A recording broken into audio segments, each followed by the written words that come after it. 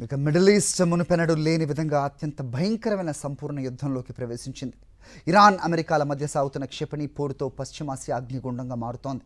Hormuz జలసంధిలో container నౌకను Iran తగలబెట్టిన కొన్ని గంటల్లోనే America రౌద్ర రూపం దాల్చింది. శనివారం అర్ధరాత్రి ఇరాన్పై మూడో విడతగా అత్యంత భారీ వైమానిక దాడులను యుఎస్ మిలిటరీ ముగించింది.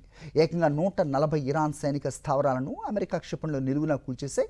దీనికి ప్రతీకారంగా ఇరాన్ సైతం గల్ఫ్ దేశాల్లోని అమెరికా స్థైరిక స్థావరాలపై బాలిస్టిక్ క్షిపణులు, ఆత్మాహుతి డ్రోన్స్తో విరుచుకుపడింది.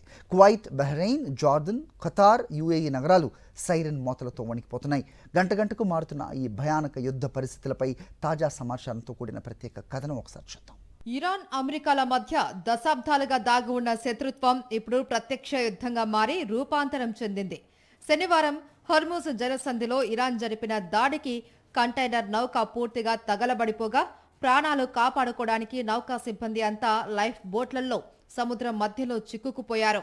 ఈ ఘటన జరిగిన వెంటనే అమెరికా ఊహించని రీతిలో విరుచుకుపడింది.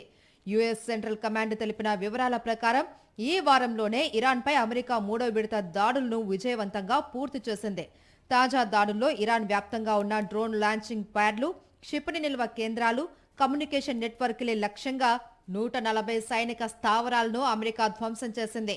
ఈ ఒక్క వారంలోనే అమెరికా బాంబుల దాడికి ఇరాన్కు చెందిన 300కు పైగా వ్యూహాత్మక కేంద్రాలు మట్టికరిచాయి.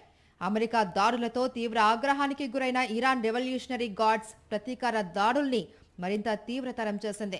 గల్ఫ్ ప్రాంతంలో ఉన్న అమెరికా ఆస్తులను, సైనిక బలగాలను లక్ష్యంగా చేసుకుని ఇరాన్ క్షిపణుల వర్షం కురిపించింది. జోర్డాన్లోని ప్రిన్స్ హసన్ వైమానిక స్థావరంపై ఇరాన్ బాలిస్టిక్ క్షిపణులతో దాడి చేసింది. అక్కడ ఉన్న అమెరికా కమాండ్ కంట్రోల్ సెంటర్తో పాటు నిఘా పెట్టే కీలకమైన MQ-9 రీపర్ డ్రోన్ హ్యాంగర్లను పూర్తిగా ధ్వంసం చేసినట్లు ఇరాన్ అధికారిక వార్తా సంస్థ ప్రకటించింది. ఇక కువైట్, బహ్రెయిన్ ఈ రెండు దేశాల్లోని అమెరికా మిలిటరీ క్యాంపులే లక్ష్యంగా ఇరాన్ డ్రోన్ దాడులు జరిపింది. పేట్రియాట్ క్షిపణి రక్షణ వ్యవస్థకు చెందిన రాడార్ కేంద్రాలు, కమ్యూనికేషన్ వ్యవస్థలను టార్గెట్ చేసింది. దుబాయ్, అబుదాబి, దోహా నగరాలపైకి ఇరాన్ క్షిపణులు దూసుకురావడంతో ఆయా దేశాల డిఫెన్స్ సిస్టమ్స్ గాల్లోనే వాటిని అడ్డుకున్నాయి.